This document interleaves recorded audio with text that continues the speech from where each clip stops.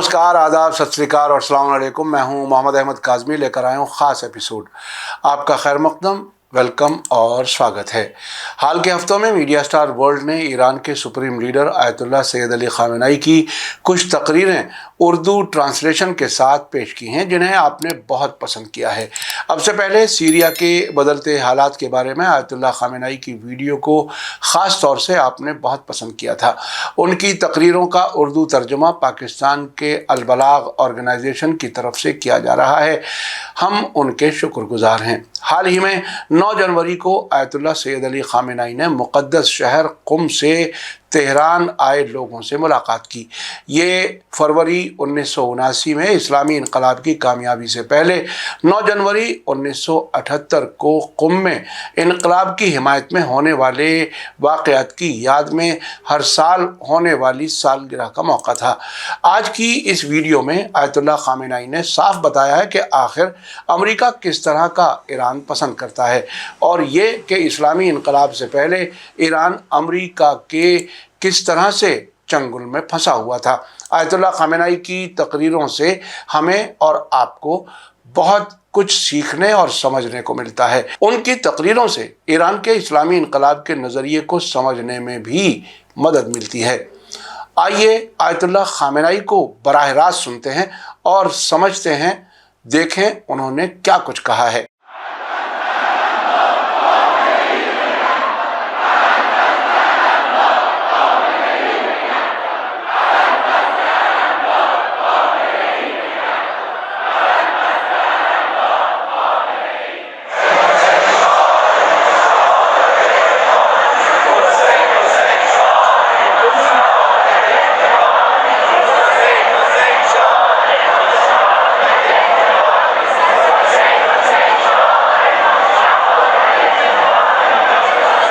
बिस्मिल्लाहिर्रहमानिर्रहीम।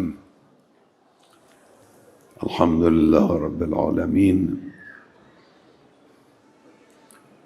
वस्सलातु वस्सलामु अला सय्यिदिना व नबिय्यिना अबिल क़ासिमिल मुस्तफ़ा मुहम्मद।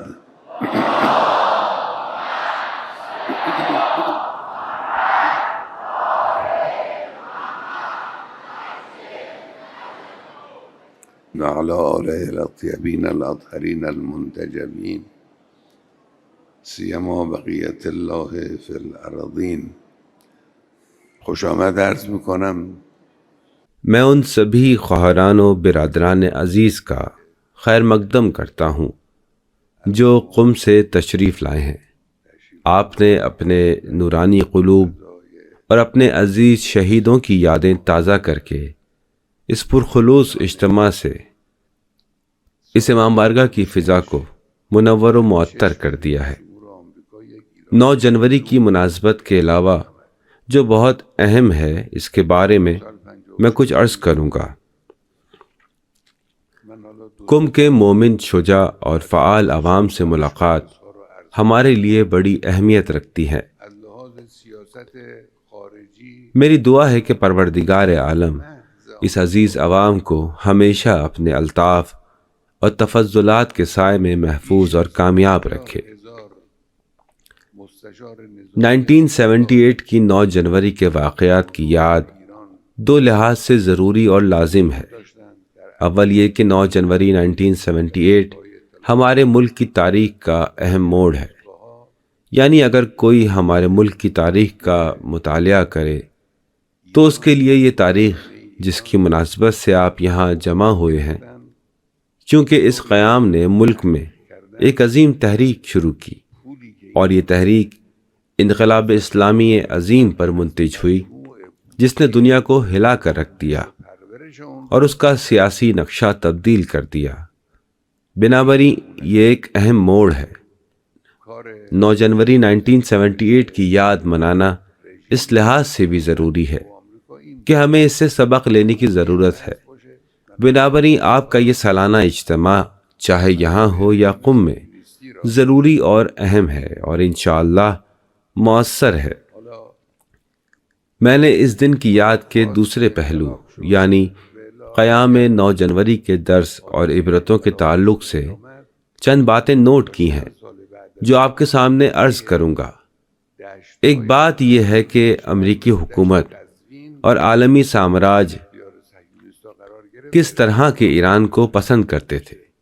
آج جو آپ دیکھ رہے ہیں کہ ملک سے باہر اور ملک کے اندر گوشہ و کنار میں کچھ لوگ کچھ باتیں کرتے ہیں، تو ہمیں معلوم ہونا چاہیے کہ امریکہ کس طرح کے ایران کو پسند کرتا ہے، کس طرح کا ایران اس کی آرزو ہے، اور وہ کیسا ایران چاہتا ہے۔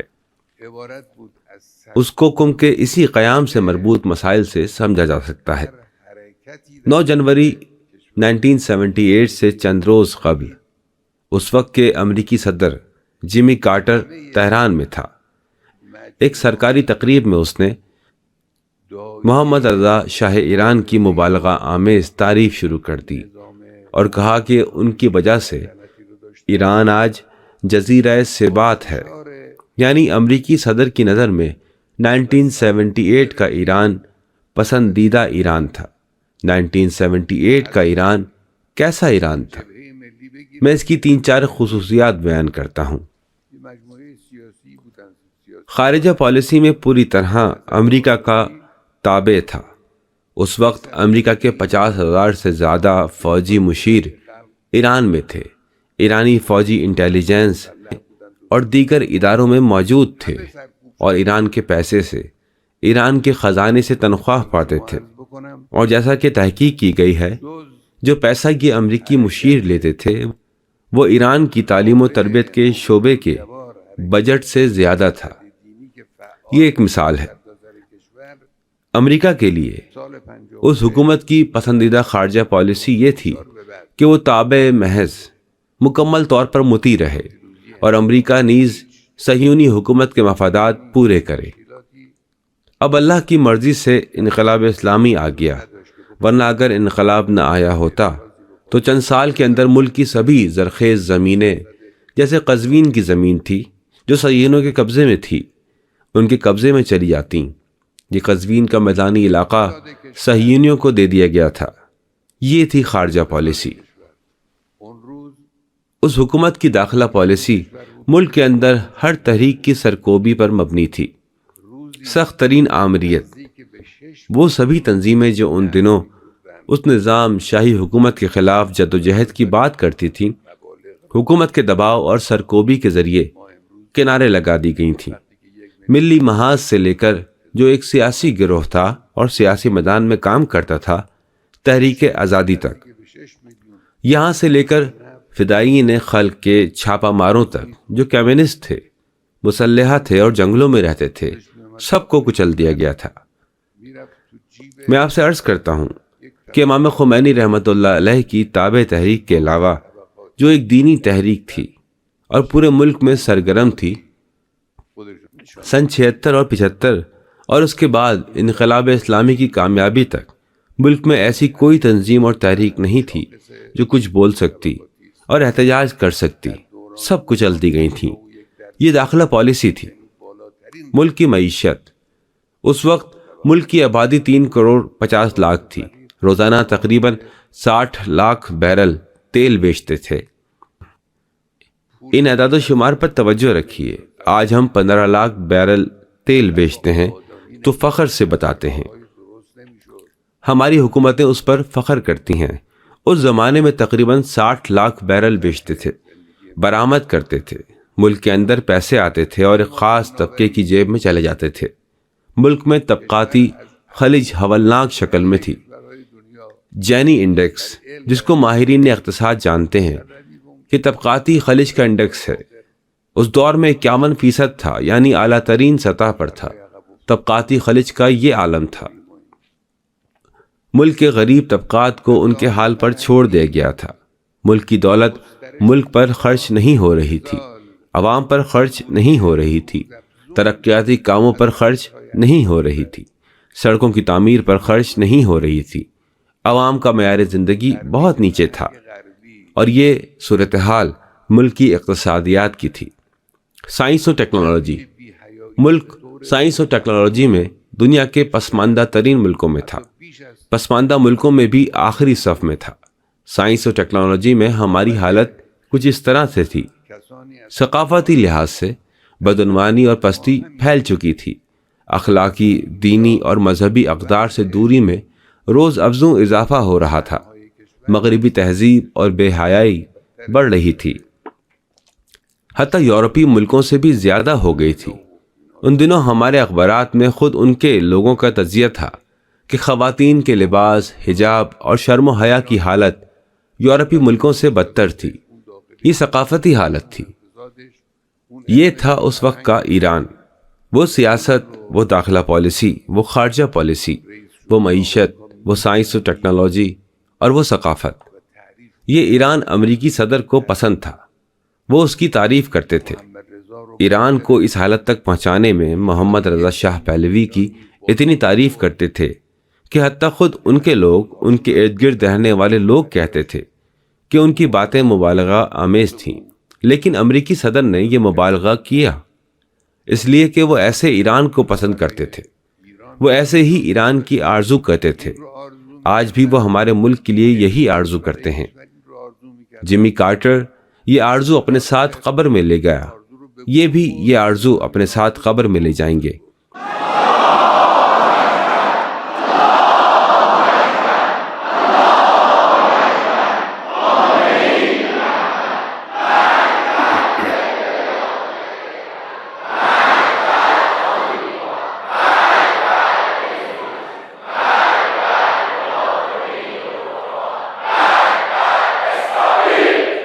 آٹھ جنوری کے واقعے کا دوسرا سبق، امریکی حکومت کے اندازوں کی غلطی۔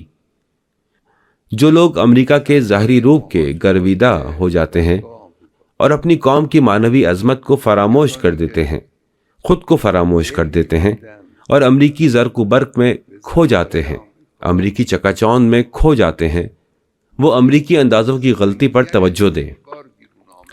30 دسمبر 1977 کو کارٹر یہاں آیا، تعریفیں کی اور کہا کہ یہ جزیرہ ثبات ہے، اور اسی طرح کی دوسری باتیں کہیں، اور 9 جنوری کو یعنی 9 دن بعد یہ واقعہ رونما ہوا۔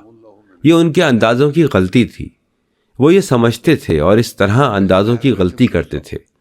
کم کے عوام نے ایرانی قوم کی نمائندگی میں قیام کیا۔ کم کی عوام اس جذبے کے ساتھ میدان میں آئے جو پورے ملک میں پایا جاتا تھا۔ بعد میں ثابت کر دیا گیا اور سب نے دیکھا۔ اس دن کم کے عوام آگے آئے، قیام کیا اور دنیا کو دکھلا دیا۔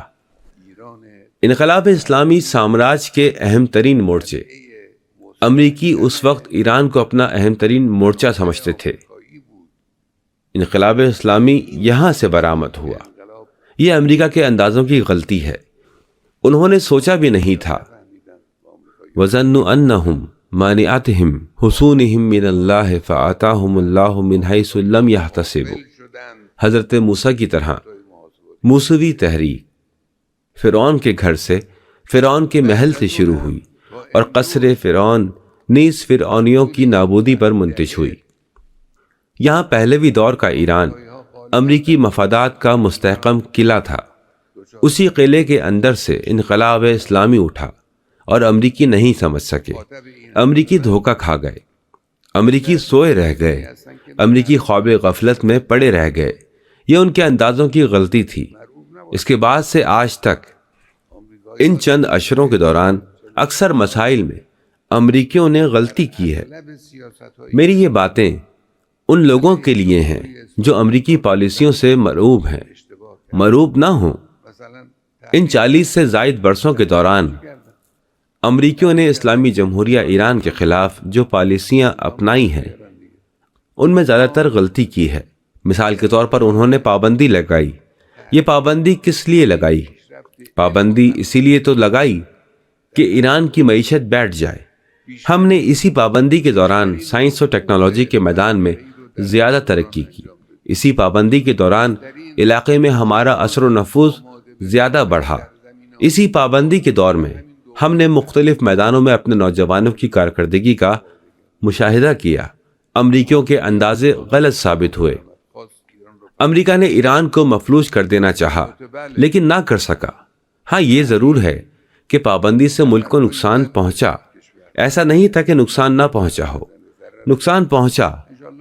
انشاءاللہ ایرانی قوم ایک دن ان نقصانات کا بھی حساب لے گی۔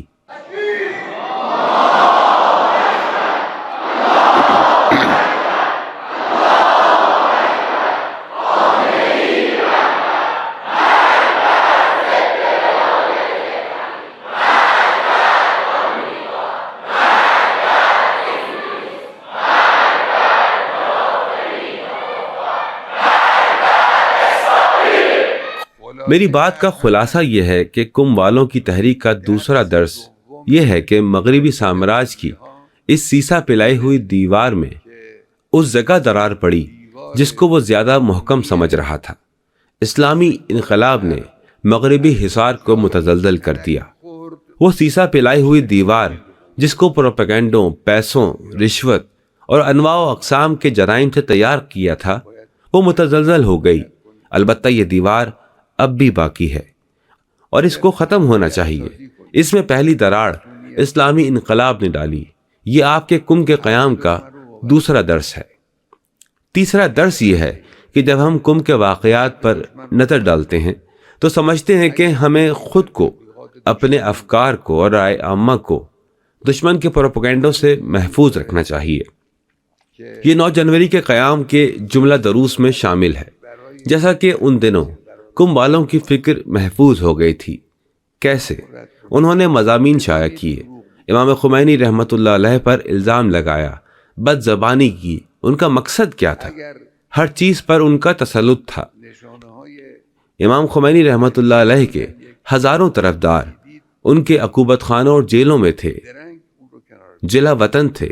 وہ سمجھ گئے تھے کہ کسی قوم پر صرف ظاہری وسائل کے ذریعے غلبہ نہیں حاصل کیا جا سکتا، بلکہ افکار کو تسخیر کرنے کے ذرائع سے کام لینا بھی ضروری ہے۔ وہ ذرائع کیا ہیں؟ پروپیگنڈا، غلط توجیہ کرنا، بیان کرنا، غلط بیانی کرنا۔ یہ جو میں بیان کرنے پر زیادہ زور دیتا ہوں، اس کی وجہ یہی ہے۔ وہ لوگوں کے دلوں میں امام خمینی کی طرف سے مایوسی پیدا کرنا چاہتے تھے۔ امام خمینی کے کئی ہزار طرفدار یہاں جیلوں میں بند تھے، جلا وطن کر دیے گئے تھے، انہیں مارا پیٹا جاتا تھا، تکلیفیں، ٹارچر کیا جاتا تھا۔ لیکن یہ کافی نہیں تھا۔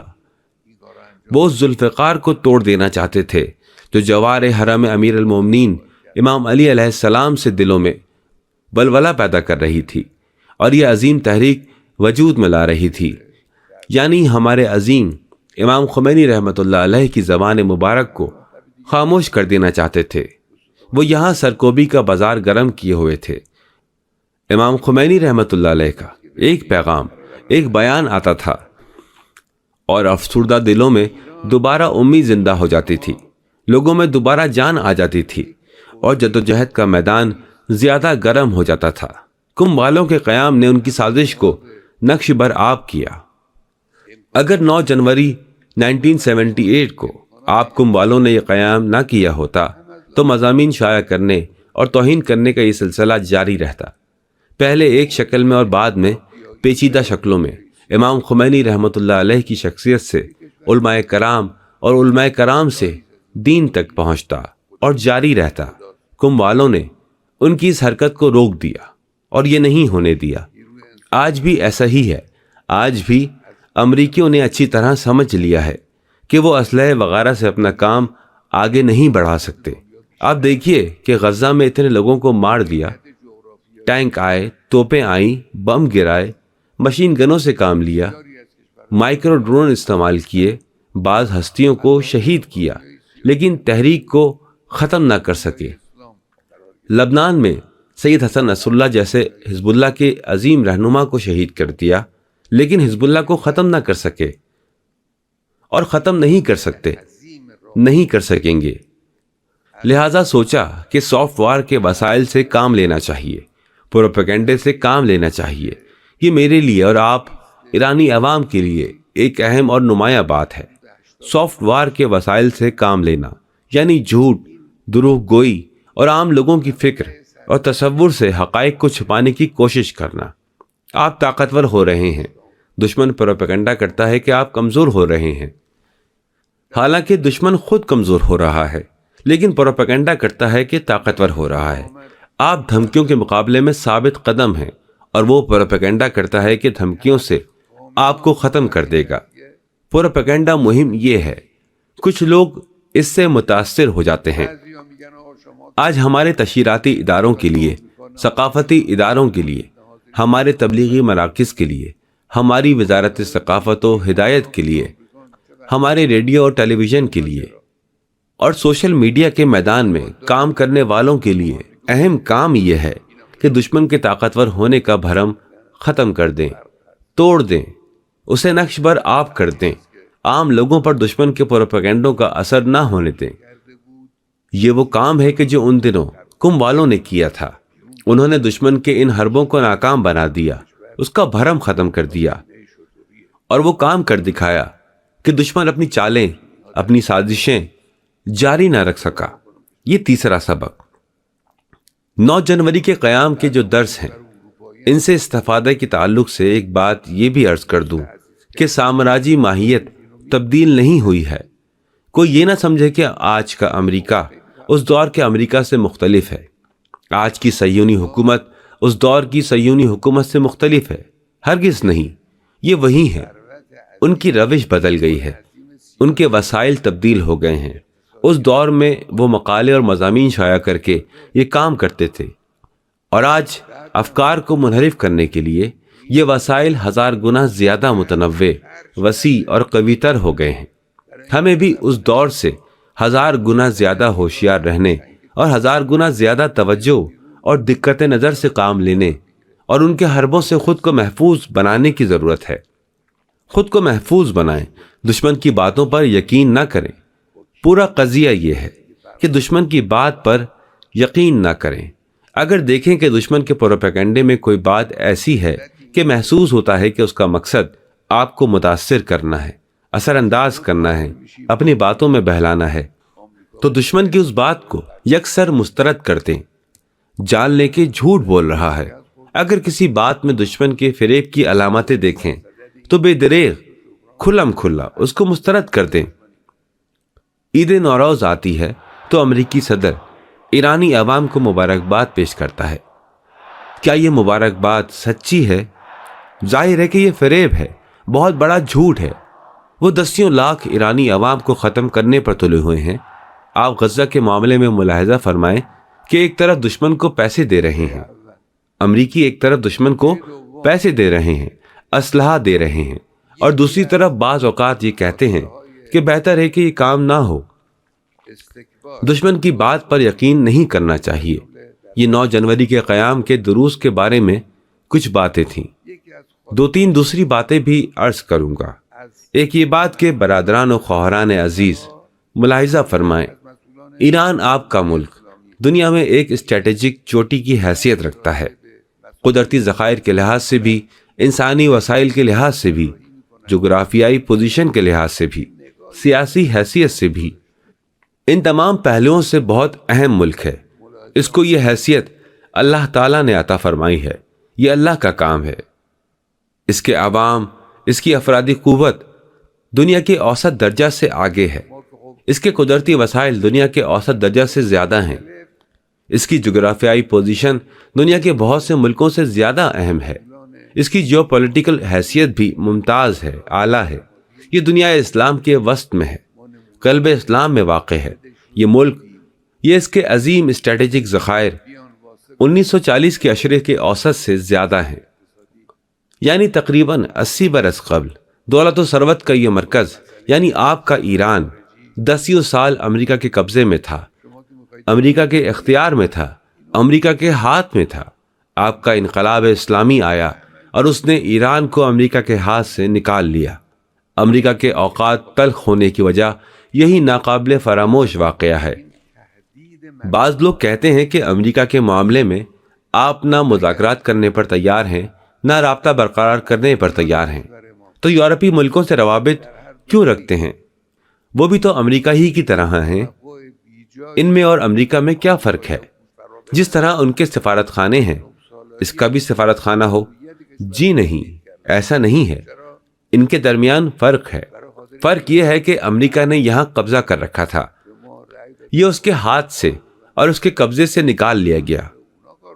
اس ملک ایران اور انقلاب اسلامی کے لیے اس کا کینہ اونٹ کے کینے کی طرح ہے جو کبھی ختم نہیں ہوتا۔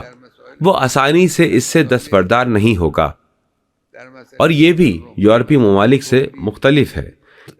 یہ صحیح ہے کہ وہ یورپی ممالک بھی ایران کے دوست نہیں ہیں، یہ ہم جانتے ہیں، اچھی طرح جانتے ہیں، لیکن اس میں اور اس میں بہت فرق ہے۔ اسلامی انقلاب آنے سے امریکہ ایک بڑی دولت سے، ایک وسیع سیاسی اور اقتصادی ثروت سے محروم ہو گیا۔ اس کے بعد گزشتہ 40 سے زائد برسوں میں اس نے اسلامی انقلاب ختم کر کے ایران کو دوبارہ اپنے چنگل میں لینے کے لیے کتنا خرچ کیا ہے، لیکن ناکام رہا۔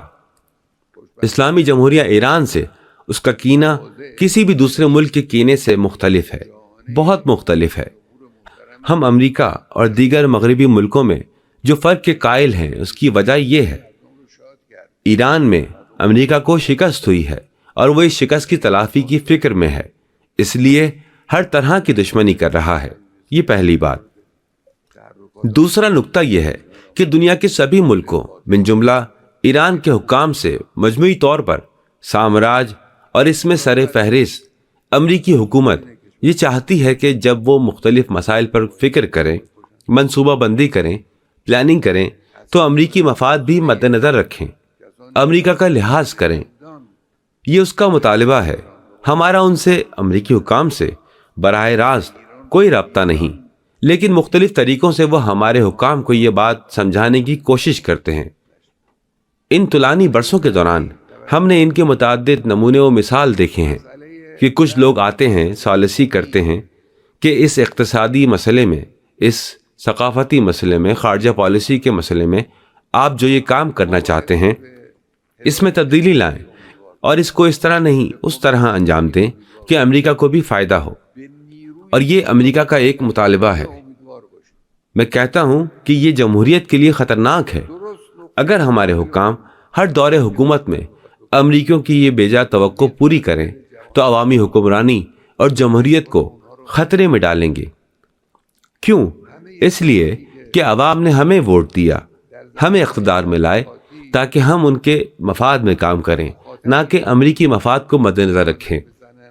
جو لوگ اقتصادی مسائل میں، مہنگائی کے مسئلے میں، پیداوار کے مسئلے میں، زرع مبادلہ کے مسئلے میں، ثقافتی مسائل میں اور حجاب وغیرہ کے مسائل میں فیصلہ کرتے ہیں، وہ توجہ رکھیں کہ امریکہ کے مطالبات، امریکی موقف اور صہیونیوں کے موقف کو مد نظر ہرگز نہ رکھیں، ملکی مفادات مد نظر رکھیں، اسلامی جمہوریہ ایران کے مفادات کا خیال رکھیں۔ خوش قسمتی سے صہیونی حکومت کے بارے میں ہمارے صدر جمہوریہ کے شجاعانہ اور صریح موقف نے عوام کا دل خوش کر دیا، عوام کو خوش کر دیا ہے۔ انہوں نے صہیونی حکومت کے بارے میں بھی اور امریکہ کے اقدامات، امریکہ کی جانب سے صہیونی حکومت کی پشت پناہی کے بارے میں بھی ٹھوس موقف اختیار کیا۔ یہ بہت اچھا ہے۔ خیال رکھیں، ملک کے حکام اس سلسلے میں دھیان رکھیں، ان کے مطالبات کے سامنے نہ جھکیں، جو ایرانی قوم اور اسلامی جمہوریہ ایران کے سخت ترین دشمن ہیں اور ایران کو ختم کر دینا چاہتے ہیں، اور ایران کی تباہی ان کی آرزو ہے۔ ایک اور مسئلہ امید کا ہے۔ امید، ہمیں ہدایت الہی سے امید رکھنا چاہیے، ہمیں نصرت الہی کی امید رکھنا چاہیے، اس قوت سے امید رکھنا چاہیے جو خدا نے اقوام کو عطا کی ہے۔ اس کے برعکس دشمن چاہتا ہے کہ ہمارے نوجوانوں کے دلوں سے امید کو ختم کر دے۔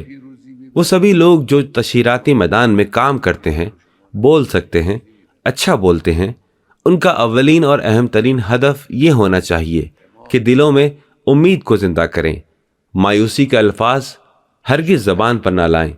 یہ وہ کام ہے جس پر امام خمینی رحمۃ اللہ علیہ بہت زیادہ توجہ دیتے تھے۔ آپ ملاحظہ فرمائیں کہ اسی 9 جنوری کے واقعے میں، یہ جو واقعہ 9 جنوری کو رونما ہوا، قم کے عوام نے قیام کیا، قیام کی سرکوبی کی گئی، عوام شہید اور زخمی ہوئے، سڑکیں خون سے رنگین ہو گئیں۔ یہ 9 جنوری کو ہوا۔ اس کے بعد 21 جنوری کو، یعنی 12 دن بعد، نجف اشرف سے امام خمینی رحمۃ اللہ علیہ کا پیغام آیا۔ امام خمینی کے پیغام میں یہ عبارت موجود ہے جو میں نے نوٹ کی ہے کہ میں ملت ایران کو اس بیداری اور ہوشیاری پر، اس دلیرانہ اور محکم جوش و جذبے پر کامیابی کی نوید دیتا ہوں۔ قم کی سڑکوں پر لوگوں کی سرکوبی کی گئی، کون کامیابی کا تصور کرتا تھا؟ امام خمینی فرماتے ہیں کہ میں آپ کو کامیابی کی نوید دیتا ہوں۔ امام خمینی بشارت دیتے ہیں کہ آپ نے اپنے کام سے، اپنے اس اقدام سے پورے ایران کو تہوبالا کر دیا، عالمی سیاست تبدیل کر دی۔ یہ امام خمینی کی کامیابی کی بشارت ہے۔ اس وقت کس کو یقین تھا کہ یہ تحریک، یہ انقلاب اسلامی اس منزل پر پہنچ جائے گا؟ کہ اس کے نتیجے میں اسلامی جمہوریہ جیسی ایک صف شکن طاقت وجود میں آ جائے گی اور کھڑی ہو جائے گی جو مغرب کے سبھی خباثت آلود اہداف کو درہم برہم کر دے گی، اس کے سامنے رکاوٹ بن جائے گی، اس کی بہت سی جارحیتوں کو روک دے گی، اس کی بہت سی پالیسیوں کو ناکام بنا دے گی۔ کون یقین کر رہا تھا؟ اس زمانے میں کس کو یقین تھا کہ وہ دن بھی آئے گا جب مغربی ملکوں میں حتیٰ خود واشنگٹن میں امریکی پرچم نظر آتش کیا جائے گا؟ یہ بات کون سوچ سکتا تھا؟ اس دن امام خمینی نے فرمایا کہ میں آپ کو کامیابی کی بشارت دیتا ہوں۔ اس کا مطلب یہی ہے کہ ہمیں چراغ امید گل نہیں ہونے دینا چاہیے۔ آج اسی اقتصادی مسئلے میں کہ ہمیں اقتصادی مشکلات کا سامنا ہے، جو لوگ ماہر ہیں، جو واقف ہیں، مہارت رکھتے ہیں، وہ افق کو امید بخش دیکھتے ہیں۔ جب فرض کریں کہ ملک میں معاشی ترقی کو 8% تک لے جانے کی بات کی جاتی ہے تو کچھ لوگ کہتے ہیں یہ ممکن نہیں ہے۔ اقتصادی میدان میں سرگرم افراد کے سیمینار میں، جس میں صدر جمہوریہ بھی گئے تھے، اقتصادی میدان میں کام کرنے والوں نے کہا اور ثابت کیا، اور صدر نے ان کی بات دہرائی اور کہا کہ ہم غیر ملکی مدد کے بغیر ملک کی معاشی ترقی 8% تک لے جا سکتے ہیں۔ بنابراین ہمیں سبھی شعبوں میں امید رکھنا چاہیے، البتہ بغیر سعی و کوشش کے امید بے معنی ہے۔ امید رکھیں اور کوشش کریں، امید رکھیں اور پیش رفت کے لیے ضروری اقدامات بھی کریں۔ امید رکھیں اور یہ سمجھیں کہ ہم کیا چاہتے ہیں، ہمارا ہدف کیا ہے، اور اس ہدف تک پہنچنے کے لیے کس طرح آگے بڑھیں۔ امید کا مطلب یہ ہے۔ آج کی آخری بات میں یہ عرض کرنا چاہتا ہوں کہ مختلف واقعات کو، چاہے ہمارے ملک کے ہوں یا علاقے کے جیسے شام کے، اس بات کا موجب نہیں ہونا چاہیے کہ مسئلہ فلسطین پر ہماری توجہ کم ہو جائے۔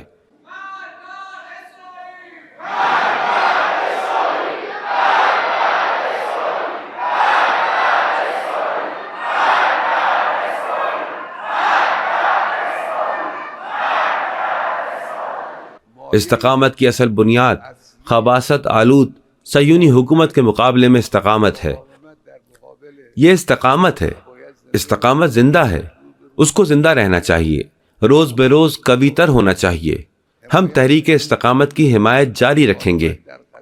غزہ میں، غرب اردن میں، لبنان میں، یمن میں، ہر جگہ جہاں بھی لوگ صہیونی حکومت کے خباثت آلود اقدامات کے مقابلے میں ڈٹ جائیں اور استقامت سے کام لیں، ہمیں وہاں ان کی تحریک استقامت کی حمایت کرنی ہے۔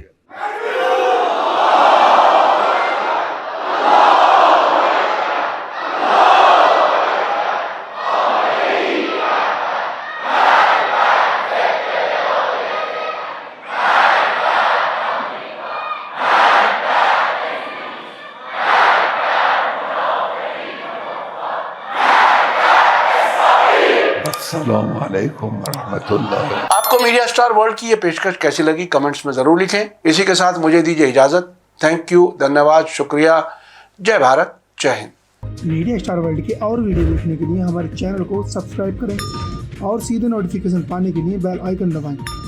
اور اگر ہماری خبر سچی اور اچھی لگے تو اپنے واٹس ایپ، انسٹاگرام، فیس بک اور ٹویٹر اکاؤنٹ پر ضرور شیئر کریں۔